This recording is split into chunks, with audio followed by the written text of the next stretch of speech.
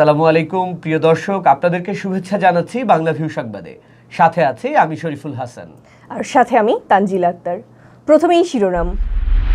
সিলেটের সুরমা নদীর উপর শাহজালাল তৃতীয় সেতু সংস্কার কাজে স্টিলের পাতের পরিবর্তে বাঁশের ব্যবহার, কাজের স্থায়িত্ব নিয়ে উঠেছে প্রশ্ন। সিলেট আদালতে নতুন পিপি ও জিপি পরিবর্তন, নতুন পিপি অ্যাডভোকেট নিজাম, জিপি রাজ উদ্দিন। সরকারের সহযোগিতায় ওমানের সড়ক দুর্ঘটনায় নিহত মৌলভীবাজারের 2 প্রবাসীর মরদেহ দেশে ফিরেছে, দাফন সম্পন্ন। সুনামগঞ্জের ছাতকে নৌপথে চাঁদাবাজির অভিযোগে চাঁদাবাজ চক্রের 6 সদস্য আটক। কমলগঞ্জ উপজেলার ধূপটিলা সরকারি প্রাথমিক বিদ্যালয়ে মা সমাবেশ ও স্কুল ব্যাগ বিতরণ।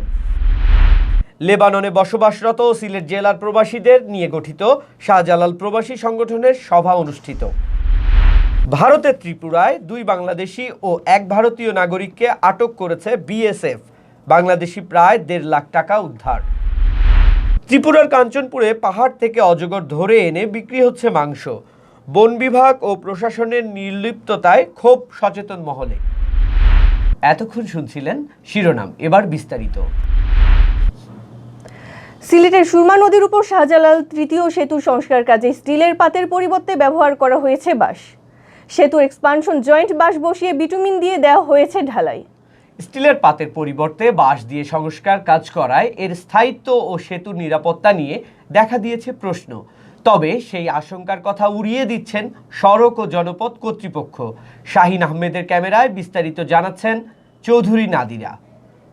সিলেট নগরীর তেমুখিতে সুরমা নদীর উপর নির্মিত শাহজালাল তৃতীয় সেতুর 7টি এক্সপানশন জয়েন্টের মধ্যে 3টির স্টিলের পাত খুলে গেলে নিয়ে যায় চোরেরা।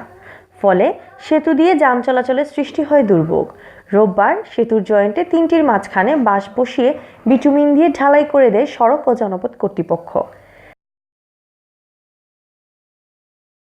মাঝখানের ব্রিজটা রোড না দিয়া বাঁশ দিচ্ছে, এটা খুব বিপজ্জনক আর এবং খুব ঝুঁকিপূর্ণ হইতেছে। তা আশা করবো যে এটা বাঁশ তুলিয়া রোড দিয়া খাসটা হোক। নিয়মে এঙ্গেল দিয়া সাপেক্ষ যেভাবে আসিল এটা না দিয়া বাঁশ দিয়া দিলাইছে, এটা তো চুরি করছে। স্টিলের পাত পুনঃস্থাপন না করে বাঁশ বসিয়ে ঢালাই দেওয়া সংস্কার কাজের স্থায়িত্ব নিয়ে প্রশ্ন তুলছেন স্থানীয়রা। তারা বলছেন, সেতুর উপর দিয়ে পাথরবাহী ট্রাক চলাচল করায় এই সংস্কার কাজ খুব বেশি দিন টিকবে না। ইতিমধ্যে বিটুমিনের ঢালাই দেবে যেতে শুরু করেছে। যে পরিমাণের ট্রাক আওয়া যাওয়া করে ই ব্রিজের উপরে দিয়া হিসাবে সপ্তাহখানিক বরঞ্চ গেছে গিফট ভাঙ্গিয়াও, যেখানে আপনারা লামিয়া গেছে গিয়া। এটা তো আর টেকসই কি থাকবে বাস, আর এইখানে বড় লোড বড় বড় ট্রাকগুলো যায়, এগুলো তো আজম দিন যাইব, 2 একদিনের ভিতরে শেষ হয়ে যাব। দীর্ঘদিন ধরে সেতুর বৈদ্যুতিক বাতিগুলো বিকল হয়ে আছে, ফলে সন্ধ্যা হলেই সেতুতে নামে অন্ধকার। এই সুযোগে সেতুতে ঘটে ছিনতাই সহ নানা অপরাধ কর্মকাণ্ড। সেতুতে বাতি জ্বালালে জয়েন্টের পাতগুলো চুরি হতো না বলে মনে করছেন স্থানীয়রা। লাইট অনেক দিন ধরে নাই, প্রায় 3-4 বছর ধরে লাইট তাহলে তো অবশ্যই ঠিক তাহলে নেই। ব্রিজের উপরে বাতি না থাকার কারণে রাত্রের বেলায় অন্ধকার থাকে, মানুষ যাতায়াতের সময় অনেক ধরনের চিন্তাই রাজধানী করে। এইখানে সেতুর এক্সপানশন জয়েন্ট সংস্কার কাজে বাঁশ ও বস্তা জাতীয় জিনিসই ব্যবহার করা হয়ে থাকে বলে দাবি সৌজ কর্তৃপক্ষের। তারা বলছেন, জয়েন্টের ফাঁক দিয়ে যাতে বিটুমিন নিচে পড়ে না যায় সেজন্য বাঁশ দিয়ে জয়েন্টটি বন্ধ করা হয়েছে। সিলেট আদালতে নতুন সরকারি আইন কর্মকর্তা পিপি ও সরকারি কৌশলী জিপি নিয়োগ দেয়া হয়েছে। আইন বিচার ও সংসদ বিষয়ক মন্ত্রণালয় থেকে তাদের নিয়োগ দেয়া হয়। সোমবার নতুন 2 আইন কর্মকর্তা তাদের নিয়োগপত্র পেয়েছেন। সিলেট জেলা ও দায়রা জজ আদালতের সরকারি আইন কর্মকর্তা পিপি হিসেবে নিয়োগ পেয়েছেন সিলেট জেলা আওয়ামী লীগের সাবেক যুগ্ম সাধারণ সম্পাদক অ্যাডভোকেট নিজাম উদ্দিন। এর আগে পিপির দায়িত্বে ছিলেন আওয়ামী লীগের সাবেক কেন্দ্রীয় সাংগঠনিক সম্পাদক অ্যাডভোকেট মিসবাহ উদ্দিন সিরাজ। আর জিপি হিসেবে নিয়োগ পেয়েছেন মহানগর আওয়ামী লীগের সাবেক সহসভাপতি অ্যাডভোকেট রাজ উদ্দিন। তিনি খাদিমুল মিল্লাত জালালের স্থলাভিষিক্ত হলেন। ওমানে সড়ক দুর্ঘটনায় নিহত মৌলভীবাজারের 3 প্রবাসীর মধ্যে 2 জনের মরদেহ দেশে ফিরেছে। সরকারের সহযোগিতায় রোববার তাদের মরদেহ গ্রামের বাড়ি পৌঁছায়। লাশ দাফনের জন্য প্রবাসী কল্যাণ মন্ত্রণালয়ের পক্ষ থেকে প্রতিটি পরিবারকে ৩৫,০০০ টাকা করে প্রদান করা হয়েছে। দুই প্রবাসীর দাফন সম্পন্ন হয়েছে। রোববার দুপুরে কুলাউড়া সঞ্চরপুর গ্রামের বাড়িতে আসে সবুর মিয়ার লাশ। সন্ধ্যায় জানাজা শেষে স্থানীয় কবরস্থানে তাকে দাফন করা হয়। অন্যদিকে রোববার রাত 9টার দিকে কুলাউড়ার বিলের পাড় গ্রামে আসে লিয়াকত আলীর লাশ। জানাজা শেষে সোমবার সকাল 11টায় স্থানীয় কসমুলিপাড় কবরস্থানে তাকে দাফন করা হয়। দুই প্রবাসীর লাশ বাড়িতে আসলে শেষবারের মতো তাদেরকে এক নজর দেখার জন্য এলাকার লোক ভিড় জমান। জানাজায়ও অংশ নেন বিভিন্ন শ্রেণী পেশার মানুষ।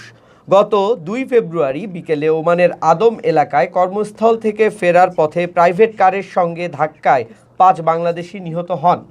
এর মধ্যে মৌলভীবাজারের 3 জন ছিলেন।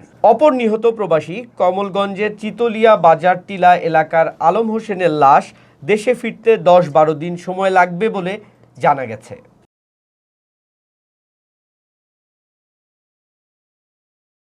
সুনামগঞ্জের ছাতকে নৌপথে চাঁদাবাজির অভিযোগে 6 চাঁদাবাজকে আটক করেছে র্যাব। এ সময় তাদের কাছ থেকে চাঁদাবাজির টাকাও উদ্ধার করা হয়। রোববার সকালে ছাতকের কেশবপুর এলাকায় সুরমা নদীর পাড় থেকে তাদেরকে আটক করা হয়। সুরমা নদীতে চলাচলকারী নৌযান থেকে ওই চক্রটি দীর্ঘদিন ধরে চাঁদা আদায় করে আসছিল বলে জানিয়েছে র্যাব। আটককৃতরা হলো ছাতকের বাগবাড়িয়া মৃত শামীম আহমদের ছেলে রনি আহমদ, তিরাই গ্রামের মৃত যতীন্দ্র দাসের ছেলে শিবু দাস, বাউসার মৃত সলিমুল্লাহর ছেলে দৌলত মিয়া, টেংরাগাঁওয়ের সাজু মিয়ার ছেলে ইব্রাহিম, ইসলামপুরের খলিল মিয়ার ছেলে ইয়াহিয়া ও বাগবাড়িয়া আব্দুর রফের ছেলে সাদফ মিয়া। তাদের কাছ থেকে চাঁদাবাজিতে ব্যবহৃত 2টি কাঠের নৌকা ও নগদ 11,000 টাকা উদ্ধার করা হয়েছে। মৌলভীবাজারের কমলগঞ্জ উপজেলার ধুপাটিলা সরকারি প্রাথমিক বিদ্যালয়ে মা সমাবেশ ও স্কুল ব্যাগ বিতরণ হয়েছে। স্বপ্নের সাঁকো ফাউন্ডেশন ইউকের পক্ষ থেকে রোববার বিকালে শিক্ষার্থীদের মধ্যে এই শিক্ষা উপকরণ বিতরণ করা হয়। ধুপাটিলা সরকারি প্রাথমিক বিদ্যালয় পরিচালনা কমিটির সভাপতি রেজাউল করিমের সভাপতিত্বে ও শিক্ষক নুরুল মুত্তাকিনের পরিচালনায় অনুষ্ঠানে প্রধান অতিথি হিসেবে উপস্থিত ছিলেন উপজেলা শিক্ষা কর্মকর্তা মোহাম্মদ সাইফুল ইসলাম তালুকদার। প্রধান অতিথির বক্তৃতায় তিনি শিক্ষার বিস্তারে মায়েদের প্রশংসা করে বলেন, একজন মাই পারেন তার সন্তানকে সঠিক শিক্ষা দিতে। মায়ের আদর ভালোবাসা ও শাসন ছাড়া কোনো শিক্ষার্থী নৈতিক শিক্ষায় শিক্ষিত হতে পারে না। শিক্ষার্থীদের স্কুল ব্যাগ ও শিক্ষা সামগ্রী উপহার দেয়ায় তিনি স্বপ্নের সাঁকো ফাউন্ডেশনের প্রশংসাও করেন। অনুষ্ঠানে অতিথি হিসেবে উপস্থিত ছিলেন পতনুসার ইউপি সদস্য আশিক মিয়া, সাজিদ আলী, আব্দুল খালিদ, কমলগঞ্জ সাংবাদিক সমিতির সভাপতি Nurul Muhaimin Milton, Kamalganj press club সহসভাপতি প্রণীত রঞ্জন দেবনাথ, কমলগঞ্জ সাংবাদিক সমিতির যুগ্ম সম্পাদক জয়নাল আবেদিন, সমাজকর্মী রুহিন চৌধুরী, ফটিকুল ইসলাম রাজু। লেবাননে বসবাসরত সিলেট জেলার প্রবাসীদের নিয়ে গঠিত শাহজালাল প্রবাসী সংগঠনের মাসিক বর্ধিত সভা অনুষ্ঠিত হয়েছে। রোববার লেবাননের সাইদা এলাকার একটি হোটেলে এ সভা অনুষ্ঠিত হয়। সাইদা শাখার সভাপতি মোহাম্মদ আব্দুল শুকুরের সভাপতিত্বে ও সাধারণ সম্পাদক মোহাম্মদ সালমান আহমেদের পরিচালনায় সভার প্রধান অতিথি ছিলেন সাইদা শাখার ভারপ্রাপ্ত প্রধান উপদেষ্টা শাহিন মিয়া। বিশেষ অতিথির বক্তব্য রাখেন সিনিয়র উপদেষ্টা মোহাম্মদ সাইদুল ইসলাম, মোহাম্মদ বাবুল মিয়া, উপদেষ্টা হাফিজ আব্দুল আলী, মোহাম্মদ ফারুক মিয়া। অন্যান্যদের মধ্যে বক্তব্য রাখেন সাইদা শাখার কমিটির সহসভাপতি ইমন আহমদ। অন্যান্যদের মধ্যে বক্তব্য রাখেন সাইদা শাখার কমিটির সহসভাপতি ইমন আহমদ হাসান, সহসাধারণ সম্পাদক জাবেদ আহমদ, হেলাল আহমদ, সাংগঠনিক সম্পাদক মোহাম্মদ রিপন মিয়া, অর্থ সম্পাদক মোহাম্মদ শাহনুর মিয়া, সহ অর্থ সম্পাদক রুশন মিয়া, ভারপ্রাপ্ত প্রচার সম্পাদক জসিম উদ্দিন, সহ প্রচার সম্পাদক এফলু মিয়া, সদস্য মোহাম্মদ রুকন মিয়া, মোহাম্মদ রুমেল মিয়া, মিজানুর রহমান ও মোহাম্মদ আক্তার উদ্দিন। ভারতের ত্রিপুরার 59 জেলার কৈলাস শহরে 2 বাংলাদেশি ও 1 ভারতীয় নাগরিককে আটক করেছে বিএসএফ। তাদের কাছ থেকে উদ্ধার করা হয়েছে বাংলাদেশি প্রায় 1.5 লাখ টাকা। স্থানীয় সূত্রে জানায়, কৈলাস শহরের গৌরনগর ব্লকের কালাইগিরি চেতালাং সীমান্ত থেকে 2 বাংলাদেশি সহ 3 জনকে আটক করে ভারতের সীমান্তরক্ষী বাহিনী বিএসএফ। তাদের কাছে পাওয়া যায় বাংলাদেশি প্রায় 1.5 লাখ টাকা। আটকের পর তাদেরকে স্থানীয় ইরানি থানায় হস্তান্তরের প্রক্রিয়া শুরু করেছে বিএসএফ। দুই বাংলাদেশি ও এক ভারতীয়কে আটক করা হলেও এখনও এ ব্যাপারে আনুষ্ঠানিকভাবে কিছু জানায়নি বিএসএফ বা ইরানি থানা পুলিশ। ভারতের ত্রিপুরার কাঞ্চনপুরের জম্মুই পাহাড় থেকে অজগর ধরে এনে বিক্রি হচ্ছে মাংস। প্রতি কেজি মাংস বিক্রি হচ্ছে 1000 টাকায়। নির্বিচারে অজগর শিকারের কারণে এলাকার জীববৈচিত্র্য নষ্টের আশঙ্কা করছে স্থানীয়রা। একইভাবে জঙ্গল থেকে নানা জাতের পশু পাখি ধরে এনেও অসাধু শিকারীরা বিক্রি করছেন বলে অভিযোগ উঠেছে। স্থানীয় শিমলং খোলা বাজারে দেখা যায় এক শিকারী 6টি বিশালাকার অজগর জবাই করে মাংস বিক্রির জন্য বসে আছেন। প্রতি কেজি মাংস বিক্রি হচ্ছে 1000 টাকায়। 6টি অজগর থেকে পাওয়া 1 কুইন্টাল মাংস বিক্রি করে ওই শিকারী কামিয়ে নিচ্ছে প্রায় লাখ টাকা। প্রকাশ্যে অজগর মাংস বিক্রি হলেও বিষয়টি যেন দেখার কেউ নেই।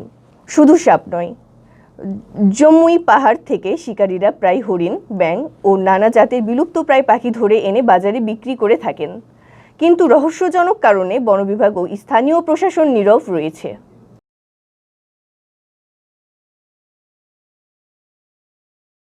এতক্ষণ শুনছিলেন বাংলাভিউ সংবাদ।